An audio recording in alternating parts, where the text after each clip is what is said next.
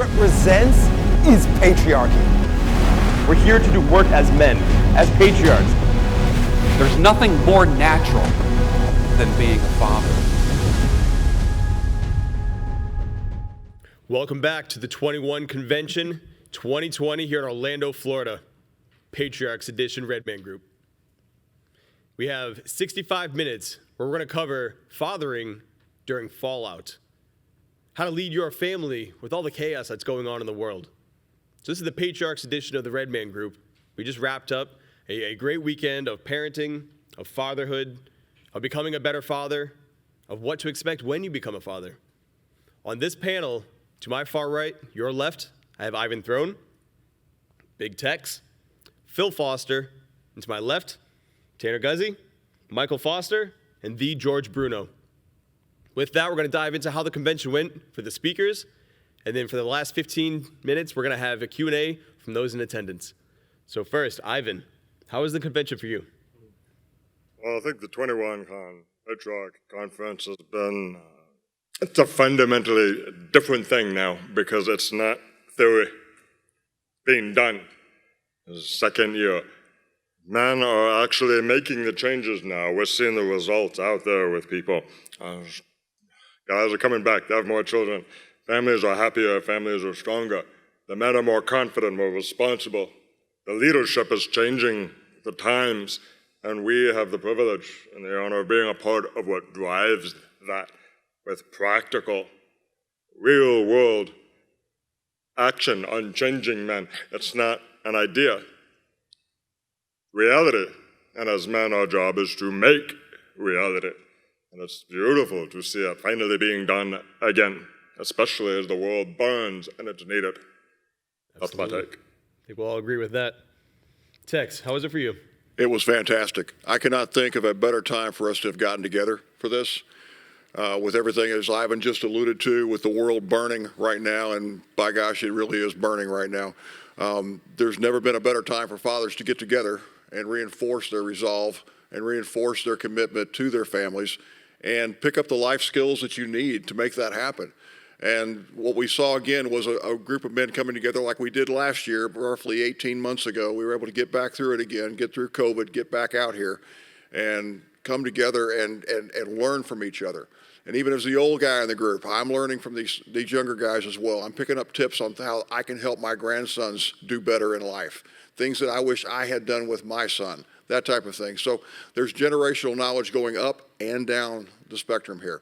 So I hope we continue to do these as the years go on. I think it's a very valuable resource, and this year was even better than last year, and last year was superb.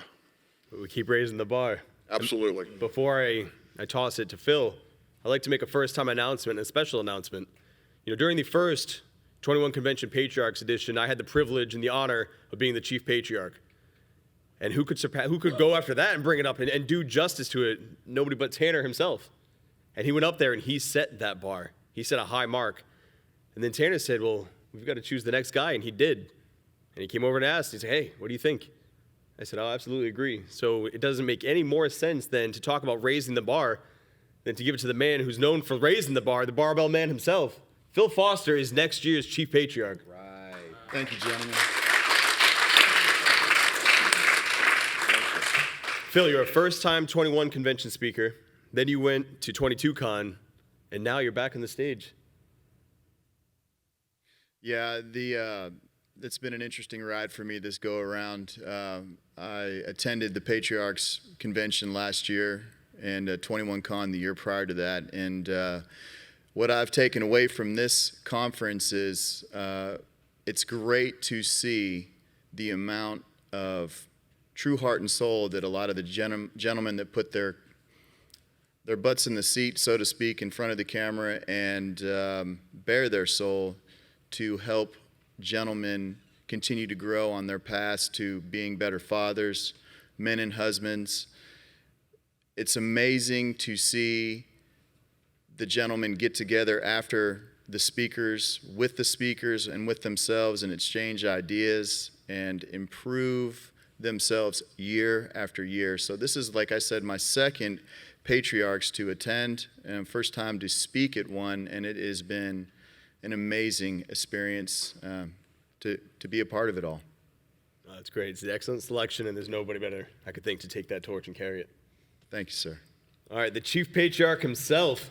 This is your ship to navigate, and from what I've seen, you did a damn good job. So Tanner, Thank you. how was the convention for you this time as leading the way? Man, best one it ever was, best one it ever will be. No, I'm just kidding. I absolutely loved it. There was the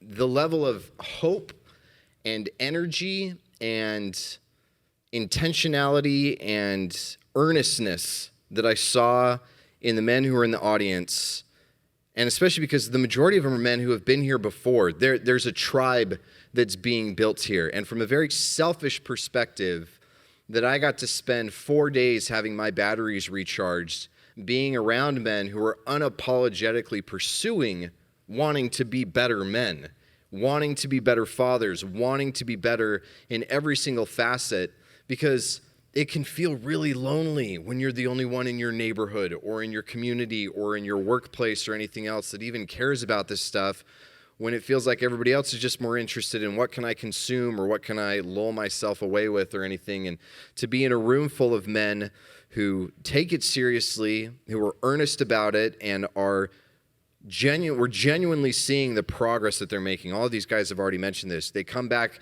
in better shape, and they've got better body language, and they carry themselves better. They're dressing better. Everybody's leveling up their games, and it's putting pressure on us to keep leveling up our game, and it's the best. So I've loved it. It's been great. I really appreciate what you said about watching the tribe form, because before our eyes, before the men who attended the Patriarch's eyes, you see men who are going from consuming, as you said, to using technology to connect with other like-minded men who now they're no longer confined by proximity. Mm-hmm. They're from all over, getting each other's contact. Like, hey man, how you doing? You know, what's new? You still working out? Still leading the family? You know, still dialing things in? And there's evidence that they are doing all those things. Absolutely. Michael Foster, first-time speaker, and your speech was talked about quite a bit since you gave it. How was it? How was the convention? How was your experience? It was great, man. I had a great time. Tanner and I were talking about a little bit what I expected as a Presbyterian Christian family man, pastor. I didn't know what I was 100% getting into, so I thought there would be bad elements and good elements, but it was almost all good and very, I've grown, right? I've benefited from it. The way I kind of look at this, having on the backside of this, it's kind of like cross-training. Like in the early days of UFC, it was like Royce Gracie would come in there and just choke everybody out. Then people learned how to do Brazilian Jiu-Jitsu. But then there was a time when all the strikers got really good, and then it really started to grow and make complete fighters. And so when you come here, you go to these different sessions, and I don't look what they're going to be on. I'm like, what am I going to learn now?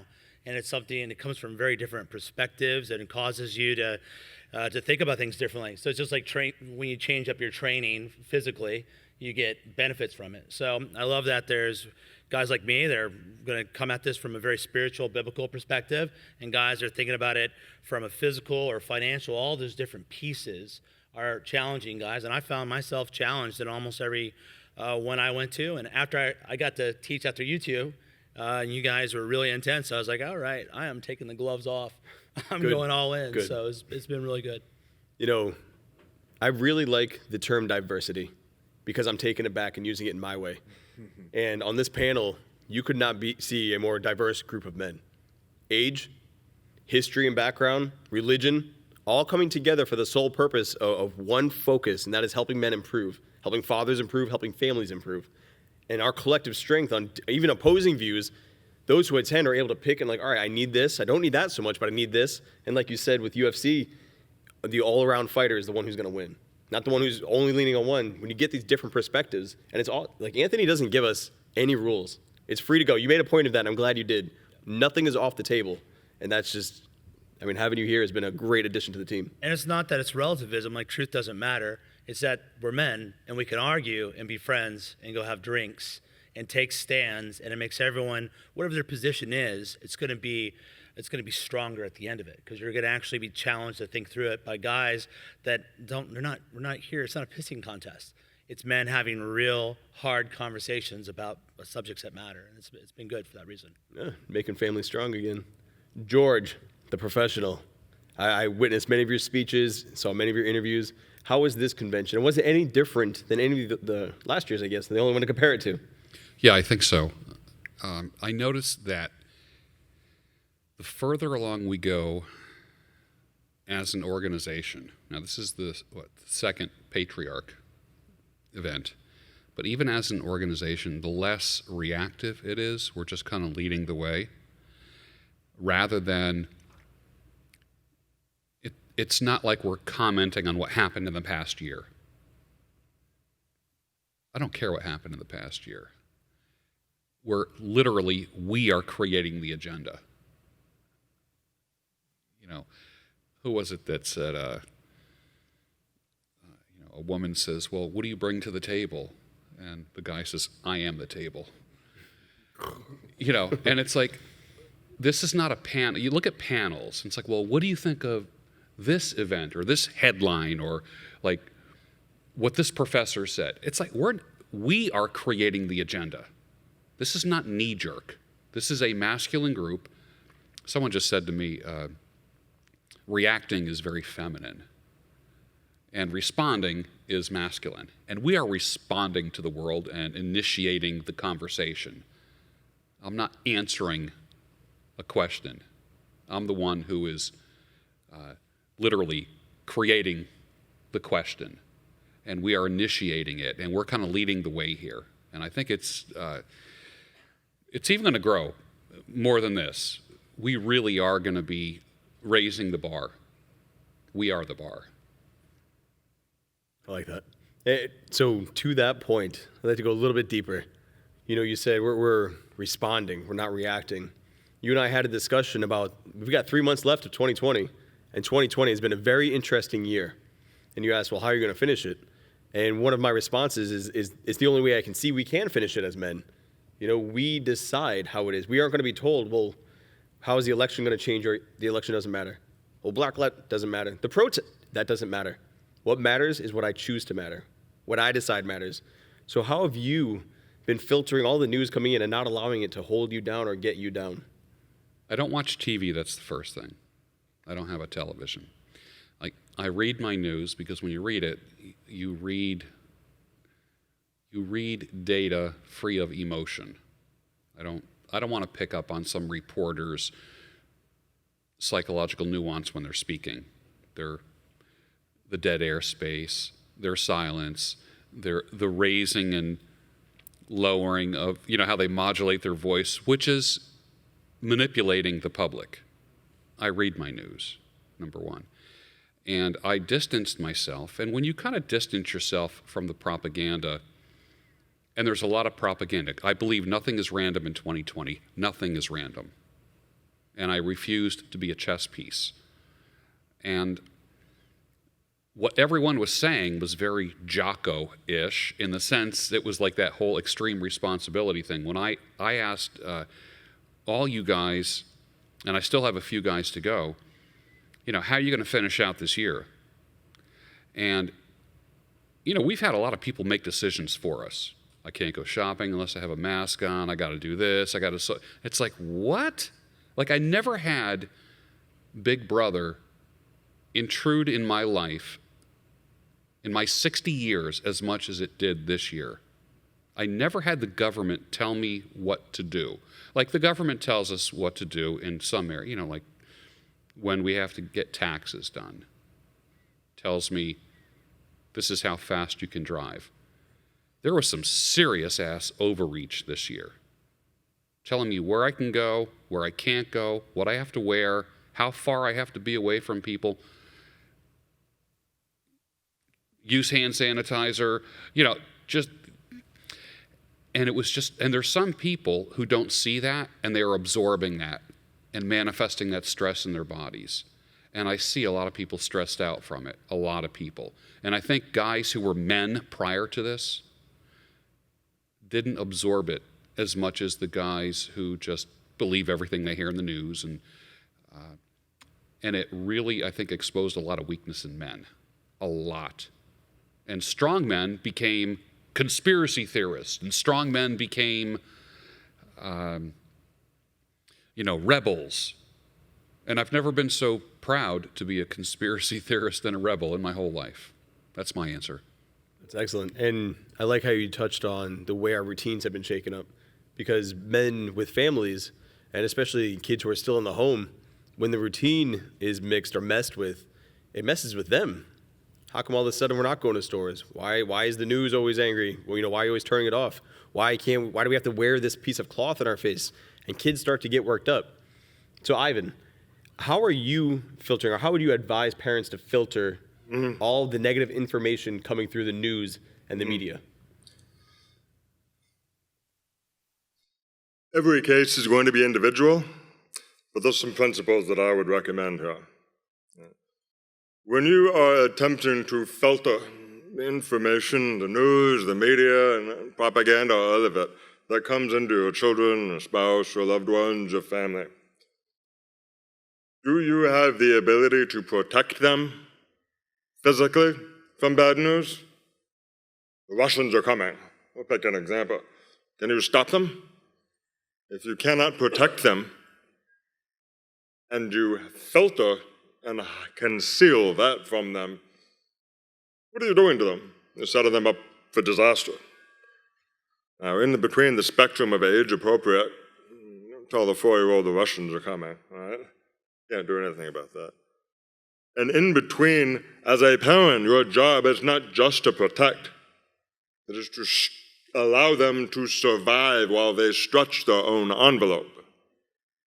Very important. You cannot stretch an envelope without risk and fear. Well, it's stretching and not just opening.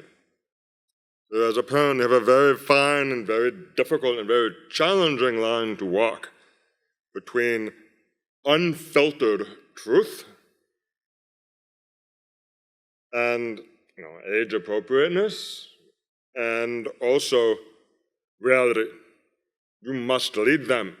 They must come away stronger, more competent because of your protection. Your job is not to keep them safe. Your job is to keep them alive. And safety is their responsibility. On a gradient, obviously a 2-year-old is not responsible for their safety.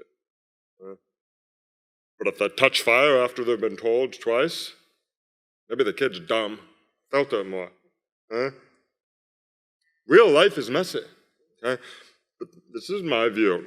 Children must grow to be not just functioning adults. Functioning is what? Breathing?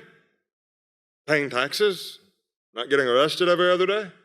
No. We have an entire generation of people who believe that functional, and now is the idea, that's the goal.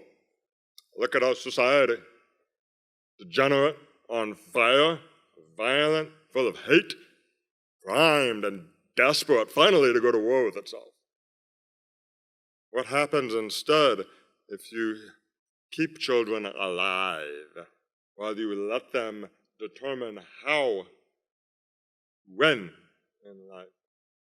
How? Not everybody gets a trophy, no. Some people are shot on the field and left there to rot as a warning. That is the reality of life. I'm not going to tell a 4-year-old that. Again, age appropriateness. Right? Most of the time, in real life, things are not that intense. But as a parent, it's my job to see all the intensity that may happen and guide them to be a replacement for me who sees and leads, builds, does what I do. You have to find that very uncomfortable, awkward, scary place. And in practical terms, I can tell you what my parents did. They never filtered anything. I was allowed to read and watch anything I wanted. I was not allowed to harbor questions without asking them. So at a very, very young age, I was exposed to a lot of very significant material. Look at the Holocaust pictures when I was 6 or 7. What happened? What's the truth? People do bad things sometimes. 7-year-old can digest that. We give a 12-year-old a different explanation. Maybe with more politics in it, explain how that happens. Not that it does. You gotta find the space for the children, spouses, family, maybe it's a parent who's trying to help understand things are not the way they used to be. You're not safe here anymore. You've always been safe here. Your neighborhood will be burned down next week, and your shop smashed. You gotta get their head around it. As a patriarch, your job is to get everybody there alive. Their job is to learn, make the learning survivable. And you've got the next generation covered. That's my take. But I don't do pity. I love hearing you speak.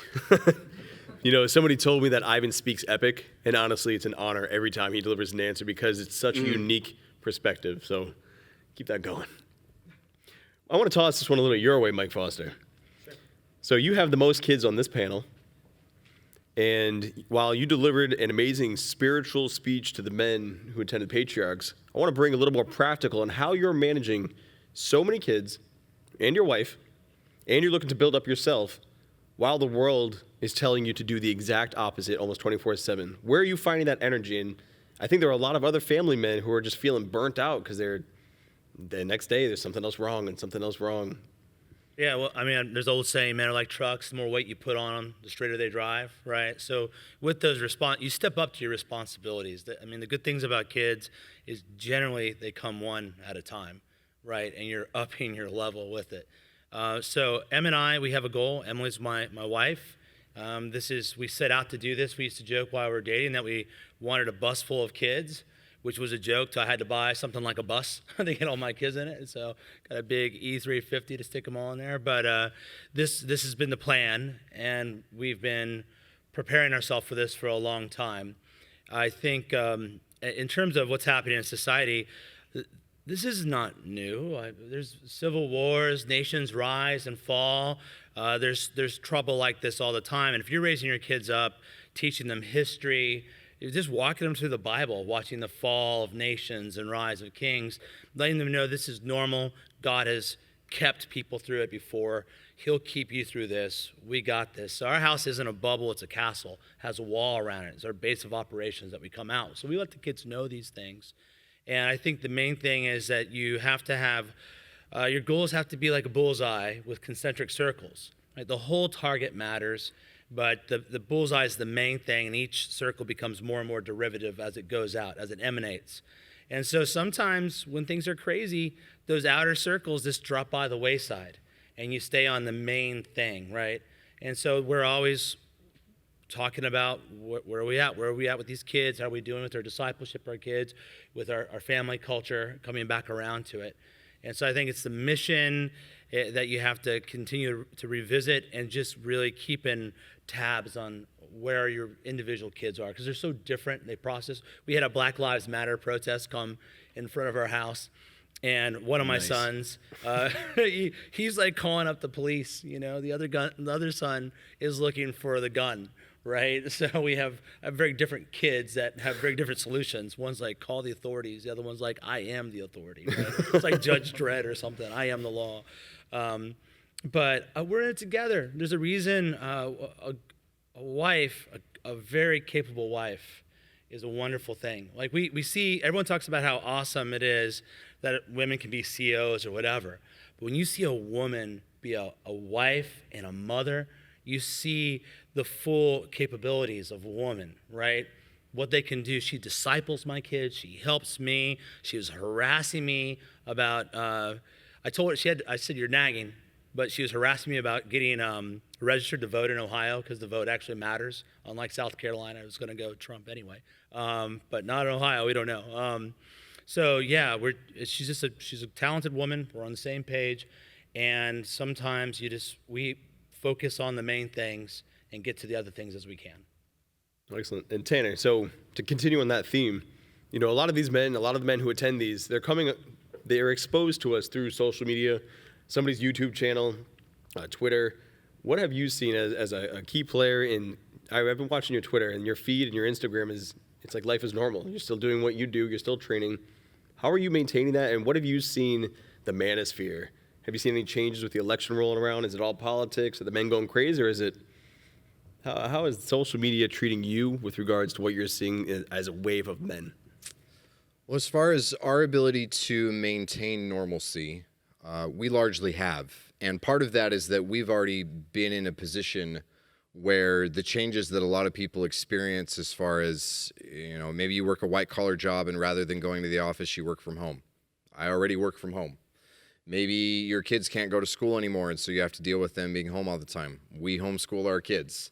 And so we always kind of joke in our neighborhood, and our friends have joked around about this, that everybody's now living the Guzy lifestyle because we're the ones who are already doing this, and they're the ones who get to follow that. But one of the things that 2020 has been an awesome year for the Guzy family. It's been a great year for us. And part of it is that we've been able to reframe what's been going on as rather than we're freaking out and we don't know how to handle this or anything, but it's allowed us to see blind spots that definitely existed, but we weren't aware of, and we're in a position where we can start to clear those blind spots. We've been able to take care of some things within our financial house or our preparatory house or the way that we're parenting our kids or things like that. And one of the reasons why my social media feed looks the way that it does, and you and I have talked about this, Zac and I wish that we were average. We really do. We want to normalize what we do as much as we possibly can. I would love nothing more than to be non-exceptional in the way that you and I live. That would be phenomenal. And the more that we can use social media as a tool to be able to demonstrate that, and the more we can attend events like this and you can meet people face to face and you can help them recognize that Zac actually walks the walk. Like, this is not some fake Pinterest level, totally perfected version that you see on Instagram or something, but this is the real deal, and I try to embody that as well. Then the more social media can be a tool to help people realize, yeah, the world is burning around, but I'm prepared for it, or I can be prepared for it because I can see how other people have been prepared for it. And so I'm very intentionally trying to capitalize on the time being what it is to strengthen my family, to develop myself more, to build my business, to improve my preparedness, to improve my community, and see all of the chaos that is 2020 as an opportunity rather than seeing it as a problem that we just have to hunker down and survive. No, absolutely, and I completely agree. Tex, on that, recently you were talking, in your speech, you shared life lessons you would tell your younger self. We were talking about changes men could make. This aligns quite well with what's going on in the world. There's quite a bit happening, and men have an opportunity to rebuild themselves and, all right, here's where I started doing it right. What are you hoping men are taking from all of this? The election, Black Lives Matter, protests, Corona. Start now. We have 37 minutes, just so you know. Oh, Keep it in that limit. There's quite a bit to that question, I understand. But what are the main takeaways you're hoping men are going to have? It's start now, right? I started 2 years ago, maybe 2.5 years ago. I saw what was going on in Washington. I saw what was being done to the Trump administration. Good, bad, or ugly, you choose your side on politics, but there was a silent coup going on against the man, right? And I saw it happening. I started preparing my kids. And my kids are 30 and 36. So I started talking about what confirmation bias is, because they're adults, they should know that. I started talking to them about things that were happening in the media. So my point is not how I did it so good 2 years ago. Trust me, because it freaked them out a little bit. But as these things have started to come true, then all of a sudden they're thinking Dad's not so stupid after all. And he said, there really is not such a whack job conspiracy guy that we're starting to think he is, right? So we go through all of that and we prepare them so that, like Ivan said, you don't filter anything. So when the things are going to come through, and again, they're adults, they're grown-ass adults. So this is what I see happening and try to protect my kids, but I got 3 grandsons, right? So I want to make sure that the people that are living with my grandsons understand what's going on as well so they can prepare them and have that going. Try to be normal. We did everything we could this summer to be normal. We flew them down for a trip to the beach because that's what we do. Right? Just because there's COVID and this, that, and the other, we flew them down. They took their precautions. They had the little mask on and all that, picked them up at the airport, and we had a couple of weeks at the beach because the kids needed normal. The kids have had everything so bizarre going on around them right now that a little bit of normal to latch onto is very comforting for them. So going forward, this isn't going to stop just because someone's going to get elected president eventually by the end of the year, hopefully. This isn't going to stop. We're in the middle of something bigger than just this. And my grandson was asking me about a book I was reading at the beach this summer. And he's like, what is that? And I said, well, it's a book that talks about how every 80 years a major world war happens. And it goes all the way back to 1450, War of the Roses. And he's 12 years old. He's like, what? How does that work? And we got discussion. And so he's like, what's going to happen now? We're in the middle of it, right? That's what we're trying to talk about. I'm like, I don't know what's going to happen. And he got this look on his face. And it was a look of consternation mixed with fear and anxiety. And I said, but don't worry, because we'll be okay. And he says, how do you know that? I said, because we make things right. We do the right things, and that we prepare for no matter what's going to happen. We don't worry about every single possibility that can happen. We prepare ourselves so that when something happens, we'll respond in the right way, and we'll do the right thing. And he got this nice, calmed look on his face again and just kind of smiled and went off and did some more stuff, right? But as kids do, in one ear and out the other a little bit. But he's going to remember that. When things get batshit crazy, I'm telling you, this is my not so humble opinion, this isn't going to stop. Expect this for another couple of years. I don't care who wins. The battle is not going to be over just because the election's over. So that's my biggest, I'm kind of going off into the whole conspiracy angle, but I'm just telling you, be prepared. And so what you can do right now as fathers, what you can do as men, is to start preparing your family right now for a longer siege than what you think it's going to be. This could go on for a couple of years. Just found out who QAnon is. So there's a running theme here. Mike was talking about how the heavier the load, the straighter the truck. Tex was talking about being called a conspiracy theorist, and all of a sudden it's coming true. Phil, for the men who are leading families, the men watching this, the men in attendance, who they're listening, they want to make a change, but there's pushback, either from friends, maybe their wife, family. How do they stay the course, even though the whole world is saying, you don't need ammo, you don't need to stock up on food, you don't need to worry about this or that? It's almost like they want them to get caught, flat-footed. Yeah, so my advice on that right there is stealth. Don't worry about getting any kind of confirmation from someone else in your circle of your family, co-workers, friends, whatever. What you need to do is privatize your preparations.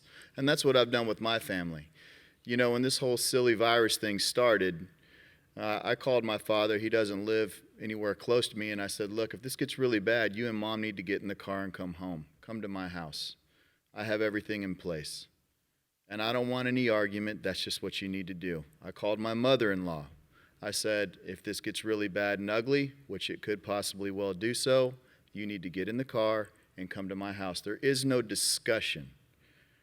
On preparations and filtering and keeping the generalization of anybody giving me a hard time about what I've done, I don't care what anybody else does for their family. I care about what I do for my family first and foremost. So with not divulging too much and sounding too crazy, I've hardened my position in our home. Our food stores are well up. We have plenty of ammunition. We filter all of the social media that my child is able to view, and it's limited heavily, but we filter for any kind of political information, I guess you would call it, that would come through, and balance that out with zero TV like Mr. Bruno. We don't watch TV, we don't watch news, and I go as another step is I don't even read the news. So the only information news-wise I get is from my general peers, and it's been filtered through them. And you're getting plenty from us. Oh yeah, when it comes to text, I'm getting some info. But so I think as far as filtration goes, I really don't worry too much about what the next guy is doing. I'm more focused on how I can protect my family long term. And I'm in the same boat with Tex. I don't think this is going to go away anytime soon. I think that you need to continually, when you think you have things squared away all the way, keep going. You need more. And as far as security goes, you need to definitely keep your family, especially your women and children, out of compromising situations. Compromising situations could mean hey, for a while, you kids and the wife, I'll just go ahead and run to the grocery store because you don't know what's going to pop off at the silly grocery store. Hey, babe, let me go fill your car up with gas. You don't need to run up to the gas station. I saw on Twitter yesterday where I live, really close to where I live, some guy getting knocked down in the parking lot. You just never know where this thing is going to start up. And like Ivan was alluding to, I mean, these people, they're burning. They're bashing businesses. They're burning homes. So not to go too doom and gloom on everyone, I think that you need to be conservative and make a serious effort to look at every angle possible of weakness that can compromise your family and yourself. One quick point. At the end of every one of those 80 years cycle events, there is an era of good times that come after.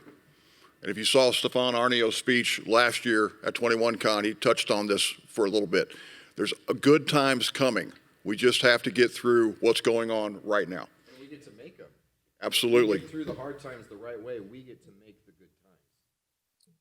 If I might add something here. Hard times and good times come and go. They do. Right now, this very moment in time, there is more wealth, more information, more opportunity, more vacuums of power, more vaults of heaven open with gold showered out. Long buried wealth is now bursting open. Everything is blowing apart and being remade. What an glorious time to be alive. Why would I want to live in any other time? The entire world is spread and begging for new rulers. They will arise. I guarantee you that. Well, learn to look. Teach your children to look, to recognize. Those men will crash and die and take everyone with them. Watch. That's pretty unfiltered, but that's what they need to know. If they want to make it to the good times, maybe even run the good times. There always will be men who wish to become Caesar. There's no shortage of it. There never will be. And right now, one of the things that I see happening is that so many who, they believe they can be the next Caesar if they just pull it off, are thinking, now's my chance. And that alone, enough of them, blows things apart. Whether it's a marriage, a company, nation, or culture. Look at our culture now. Is it tearing itself apart or not? Are they struggling for who will rule? Of course. Are the narratives competing and clashing and irreconcilable? That's how it works and how you know. I can pick my phone out, and within seconds I can move all the wealth in the world or find out anything in the world I need instantaneously, and I can reach the globe in seconds. Your mileage may vary, right? You're on Twitter, I'm not anymore, they threw me off. But my point is, right now, oh my God, I get to be alive now? Holy crap. Imagine when Alexander was Caesar would do if you sat them down and said, okay, you're here right now. You can actually set the entire world on fire, push a button, and blow up a continent. There's never been a better time to be alive. And that, my friend, is the real good times. On top of everything that happens, all you have to do is live. That's what we teach them. That's the job of the patriarch. Not just me, but it's not selfish, you're a patriarch. My line, my legacy, the lineage that I inherited must live. Do it. Have fun, man. It's not going to get better than this. There's a truth to that. And actually, to Tanner's points, he was talking about how the Guzys have had a great year.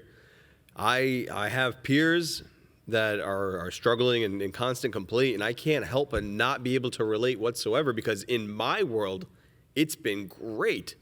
I dropped a pen name. I created more things this year than I've ever created, and I've had a great time doing it. I came out into the world, I had a blast, and it's 2020. I'm looking back on 2020 as the year I taught my kids to swim and ride a bike. I'm looking back on 2020, the year I dropped the pen name and had a blast with my FOE men and went to Patriarchs, got to see Tanner kill it again, see him and his bride have their Q&A and do these great things. I'm like, families are coming together, families are being represented, and in my world, 2020 is awesome. And there's nothing stopping you or any of you from saying the same. You dictate your reality. And sometimes I feel like I'm crazy. Like I'm the crazy guy with like so much going on, but I'm like, I'm having a good time. I'm fully aware of what's going on, but that doesn't influence me because I'm not reacting. But again, that's the power of an event like this and an organization like this, is that you aren't the only weirdo who's concerned about this stuff and the earnestness, nor are you the only person who's capable of thriving in circumstances like this. And none of us are able to thrive. You know, my wife and I were looking at one of the pictures that I took with some of the guys here, and I think about the fact that the amount of money that I have brought in from these guys that I took a photo with was more than a year's worth of my salary at the job that I worked when we first got married. Like, I'm not doing this on my own. It's because of the network of people that are in here, the attendees, the speakers. And if we're not capitalizing on that, if you're not capitalizing on that, you're missing out on all the potential that can come, and you won't have the opportunities to make these be the good times like Ivan is saying they can be. Absolutely. And George, through the videos you've been making, I've seen you taking on a broad angle of you're talking about what you want to talk about. You've not allowed anybody to force you into this mold of you're going to talk about what's popular and react. How have you seen, or have you seen a change in the responses you've been getting? Have you brought normalcy to the lives of others and they're starting to wake up to it? Or is it a large base still trying to figure out what's going to happen at the end of this year? What I've discovered with my channel, which is the majority of my income comes from my channel, my social media, that the people that needed to drop off have dropped off, and the true fans have stayed around. And I went from I guess I can call it, I'm a lifestyle channel on YouTube, because I will do interviews with guys, interviews with women, talk about treasure hunting, metal detecting, New York fashion models, prize fighters, theologians, just like, it's so random, and it's kind of like cross-training for me in a sense. And it's also teaching my audience that they can appreciate so many different things in life, and that the people who have suffered from a crystallization, calcification of attitudes have kind of disappeared and stopped hassling me. And I feel really good about that. And I just feel a lot freer. And this was the year that it happened for me, was that I kind of broke free from what was expected of me. And like, I'm in the driver's seat now with my content. And that's probably the biggest thing for me. You know, I love listening to your content as well as your brother's, like on drives or workouts. And I never knew I was interested in fountain pens until you introduced me to the world of fountain pens. And I was like, oh man, I'm all about it. Like, fountain pens are awesome.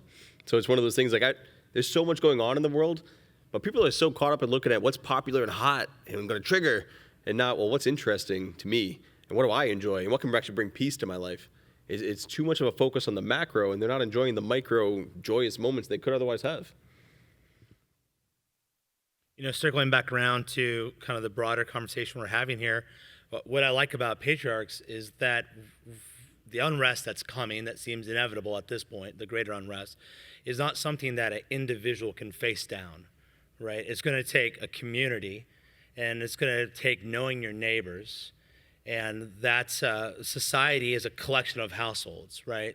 That's how you get society. So we're calling men to step up, to build up their household, to strengthen it. And then the next step is to get more connected to other households and to build something for if things break apart and go some crazy direction, there's little towns or like these little city states that we could start to build where there are people that share these same values and commitments. You know, early America was fairly diverse, right? But it still had a core that it shared. So a big part of what's happening here is not just men are improving themselves, but they're stepping up as leaders of their households, but also as leaders of a community of households working together. And I think that is where we have to go. If we're gonna, you can't take down a mob all by yourself. Maybe you can take down the first one, but bullets run out, and it takes people working together. It's interesting. So that's also been another theme I've seen in Patriarchs, is it starts with you, the man who's attended. You know, you start to improve yourself and change, and you start to look at, well, why aren't the kids? You know, I'm getting some pushback possibly from my wife. Well, they don't have a panel in their pocket. They don't have the Patriarchs. They now have 22Con, but they don't have all these tools you've been afforded. But here's the thing. You're being afforded these tools, and you're incumbent to take all this knowledge and pass that to your children, pass that to your spouse, pass that to your friends. You've got all the tools, and you can start passing them around. And that was a theme of yours, is the responsibility of man to find that intensity again. You know, and it's when it starts with the man, for the men listening, what does that mean? And how do they start if they're looking to find that fire again? Yeah, that's a fundamental issue, I believe, in this day and age with the American male, is they lack intensity. And finding that intensity is finding your passion. It's kind of like when you see Zach or Tanner or Tex or Ivan or any of these gentlemen speak up on stage, and they really get going, and it really starts flowing, and they get intense, and they get wound up, and you can hear it, and it's starting to really come from their heart. That's that passion. The passion is what fuels your intensity. And as a man, in this day and age, you have to have that passion. You have to have that drive within you, whatever that may be, whether it's being the best father in the world, the best husband in the world, being the best bodybuilder in the world, being the best communicator in the world, whatever that might be, you need to find that passion and home in on it and incrementally build it. And once that intensity starts to build within you, it becomes something so like nebulous, something so powerful that it's contagious.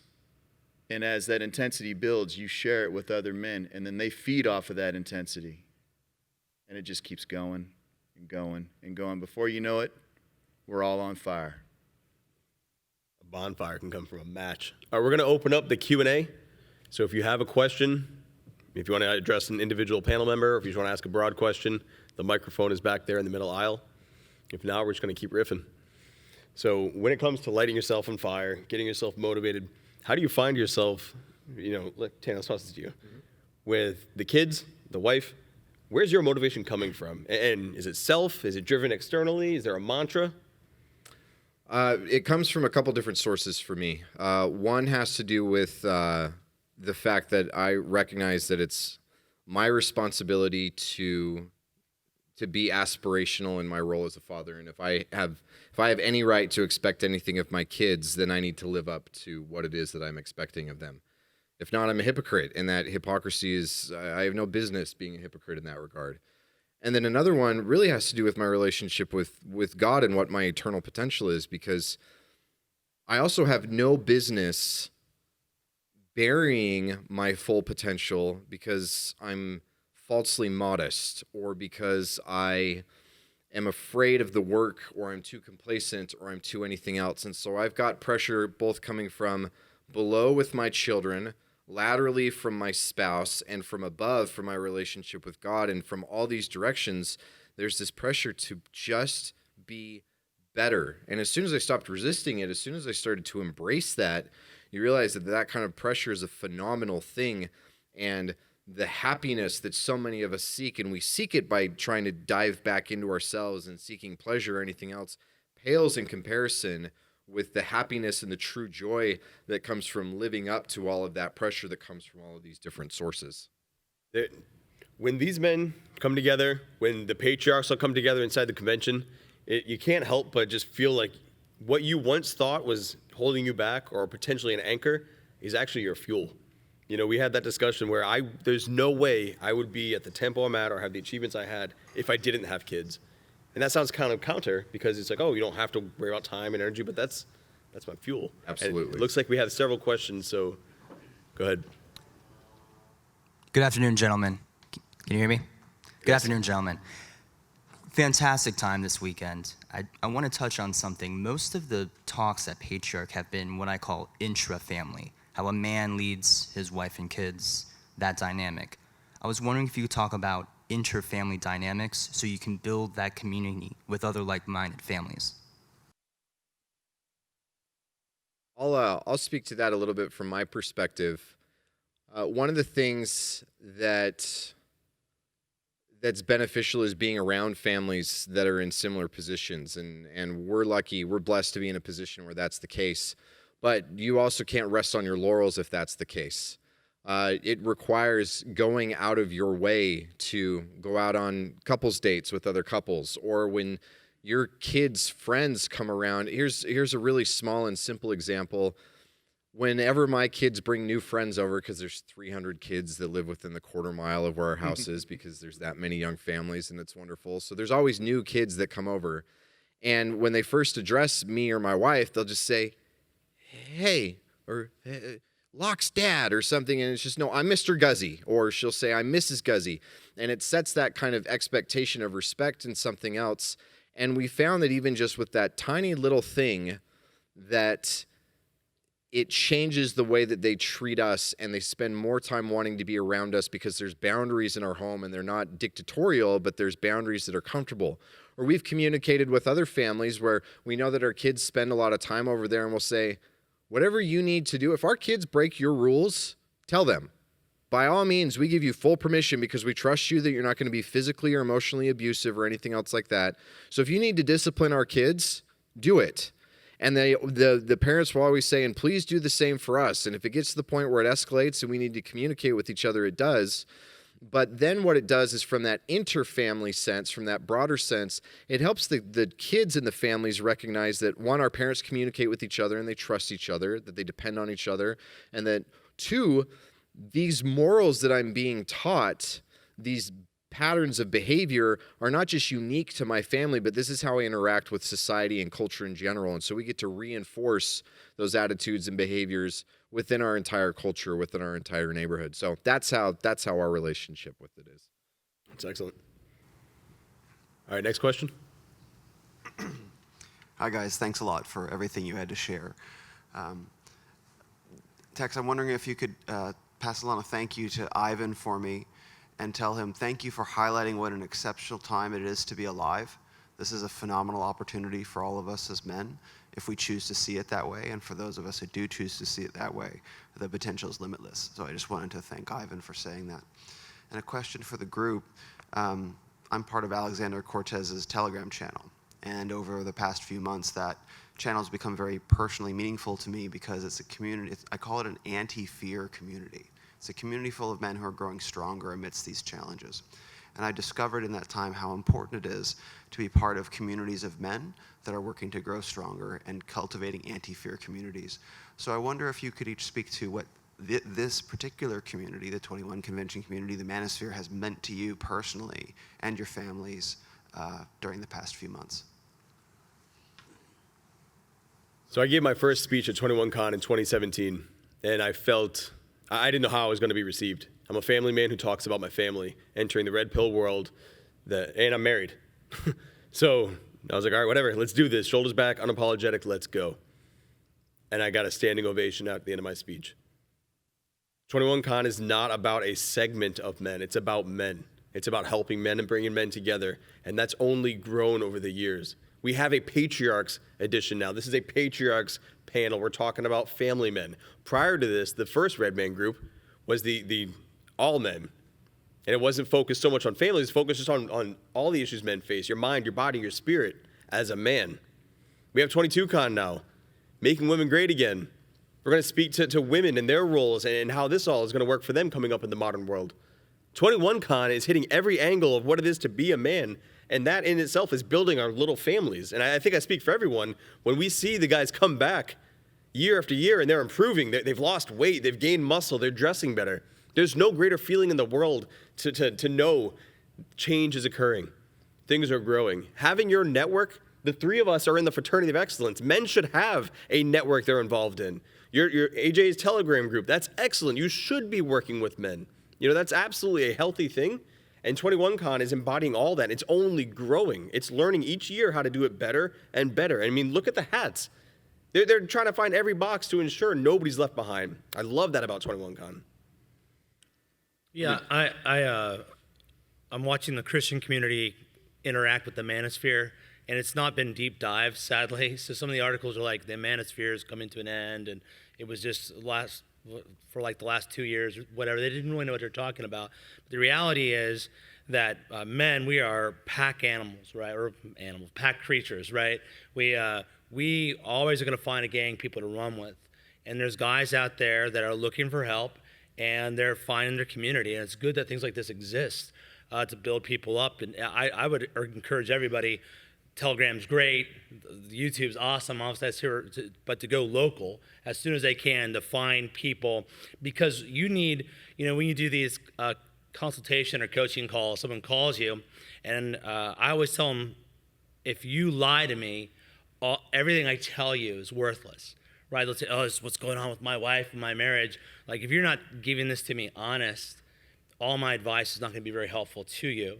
And one of the things I really enjoy about this, and I'm pretty new to this world, has been, I wouldn't call it a brutal honesty. It's not brutal. People are just honest, and they lay it out there, and they're talking about where they want to change, where they're making mistakes. Well, you need people that can also call you on it in your everyday life, that they see how you interact with your kids and interact with your wife, because sometimes you're just unaware, and you need someone to say, hey, why do you always take that kid with you to the store, not the other kid? Or do you know that you cut your wife off, you don't let her talk? You need people that do little things like that.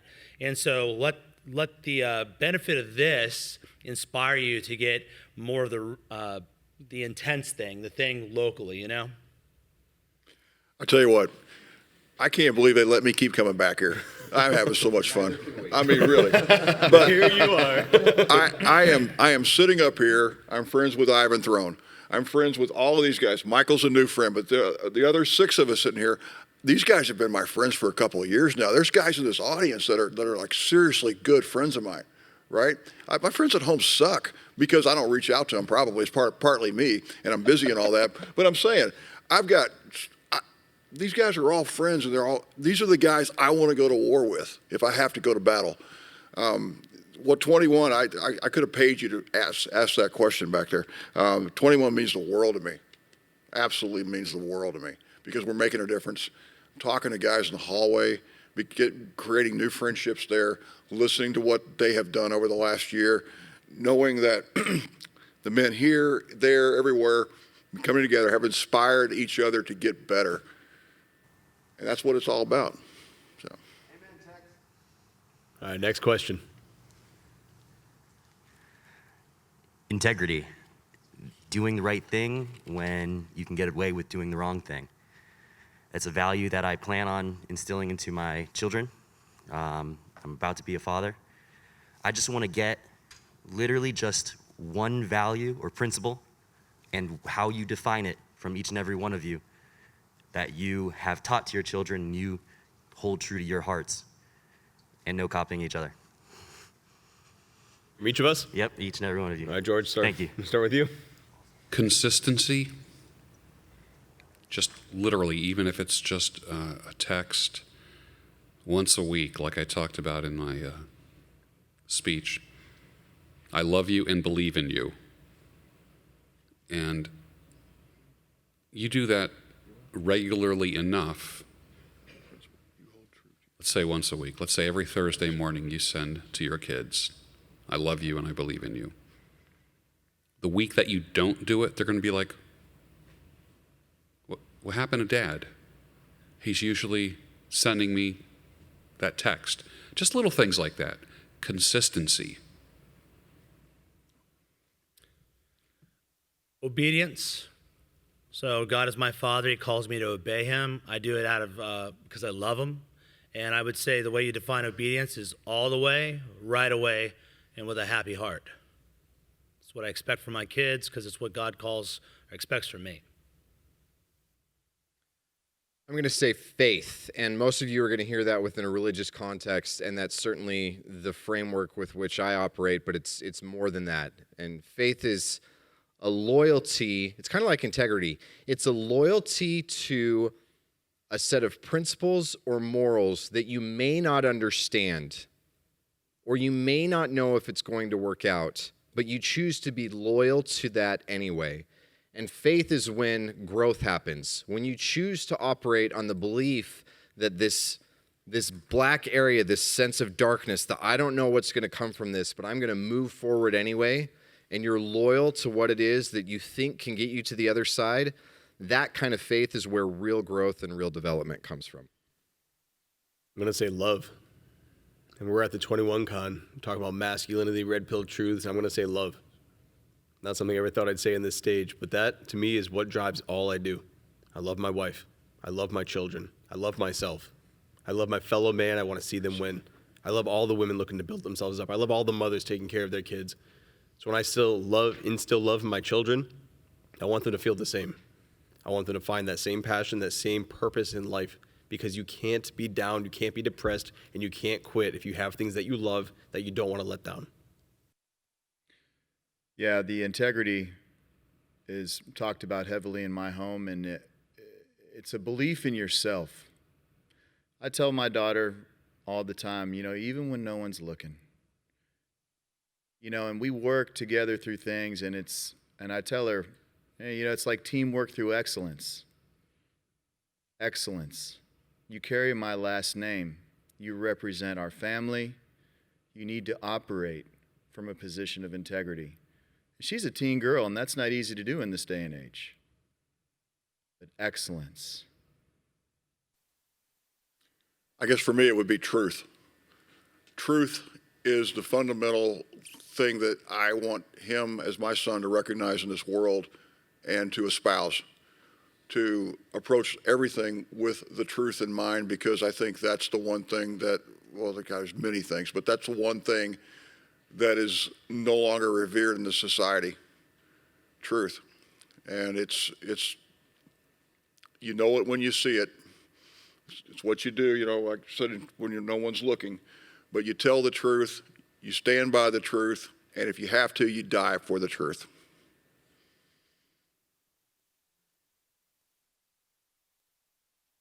I go back a long way to think about the most important lesson that I got from my family.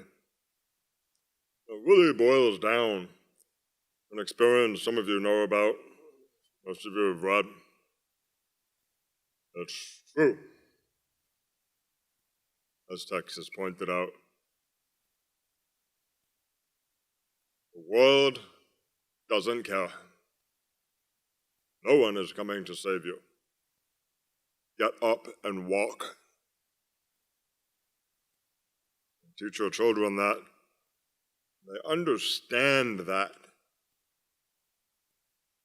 Everything they do is imbued with adulthood. It's a very adult thing to say to a 4-year-old, but it's incontrovertibly true. No one is coming to save you. Patriarchs do not expect to be saved. They know that mercy is not the currency of the world. Get up and walk. Get there. When you do that, everything flowers open. All the joy, all the pleasure, friendship, brotherhood, love, wealth, all of it. You have to walk. You have to get up. It doesn't come to you because you weep. It comes to those who build and protect, sacrifice, die for it, so that the next generation lives. has their own chance to get up and walk. There is nothing to me more powerful than that. And at the end of any devastation, a celebration the next morning, perhaps, get up and walk. Go into it. Live your life. The men here teach principles. We're all a little different. Our messages are all the same. You are responsible. Trust us. It's really good being responsible for your life and your family. Really good. It's an honor to be here with all of you. Thank you. We have time for one last question. Yeah, as a man, as a father, this conference is amazing. You talk about legacy and masculinity and all those things that the world at large would rather have us not talk about. However, as a father of 2 daughters, I was wondering what are some things for us men who are fathers of daughters could pass along to their daughters to carry them through life. Future Chief Patriarch. Lead this off. And then the future chief. Daughters are not defective sons, and they shouldn't be treated as such. They should not be made to believe that their role is to compete with their brothers or compete with the boys in their lives, or that there's something wrong with them because they don't want to, or because they may fall for the fact that they've been convinced that they need to. Daughters require a very special nurturing to be able to embrace what it is to be a daughter and then what it is to be a woman. And most of that will come from their mother, just like for sons, most of it does come from us as their fathers. But it's our job to celebrate, to reinforce, to love, to appreciate, to engender, to do as much as we can to foster that budding femininity in them, and do it in a way that isn't just limited to their value to us as fathers or their value to their future husbands, but their own inherent value in what it is to be a girl and what it is to be a woman. And there's something very special about that when that comes from dad instead of coming just from mom. Yeah, that's a solid question. I have a teen daughter myself, and a lot of the times I just remember as she has grown up into the young woman that she's become, that she is a direct reflection of me, even though she's a little lady. She reflects the love that I've given her back onto me and everybody around her by showing grace and dignity. And I believe that if you do have young girls in your life and you're a father, especially if you're a single father, and I know if you're a divorcee like I was, that happens. Sometimes you have to play both roles of mom and dad, and that can be difficult at times.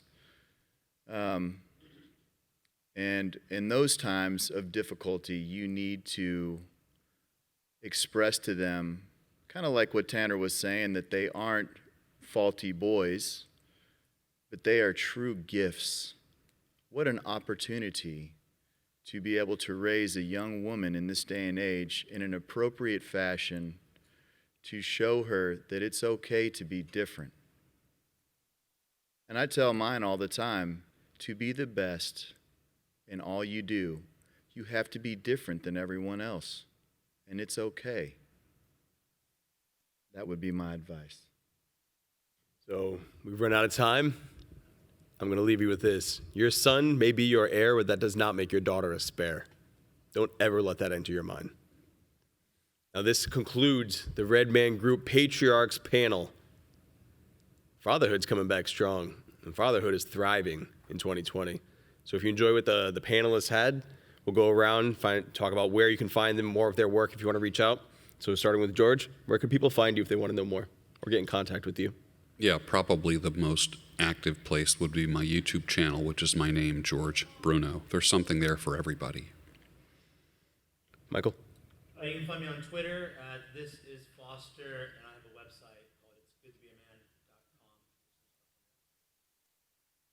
For me, for fatherhood stuff, Twitter and Instagram are the best. It's Tanner Guzy, Tannerguzy. Ivan, where can people find Phil? They come from, so I gotta write down since I can't hurry up. There was one question. Where can people find you if they want to reach out? Passing goal notes the whole time. You can find me on Twitter at EvolvedPhil, at EvolvedPhil. Tex, people looking to touch base. Yeah, so I fell off the old note-keeping thing over here. One job. So absorbed in the... Why did they keep inviting you back? You had one job. Only had one job. Way to go, Tex. Only had Way one to go. job. TexasDom.com, TexasDom.com is where I post my writings and news and that sort of thing. And then I'm on Twitter way too much at TexasDom1 that's the numeral 1. And that's how you would find me the most easily, or you join the Fraternity of Excellence and you'd hang out with me every day. IvanThrone.com. That's where he found me. And it's that easy, so you should do it today. All right, my name is Zac Small. It's a pleasure to host these gentlemen. You can find me on Twitter and Instagram at @ZacSmall_, or my writing at thefamilyalpha.com, my brotherhood at fraternityofexcellence.com. Thank you for your time.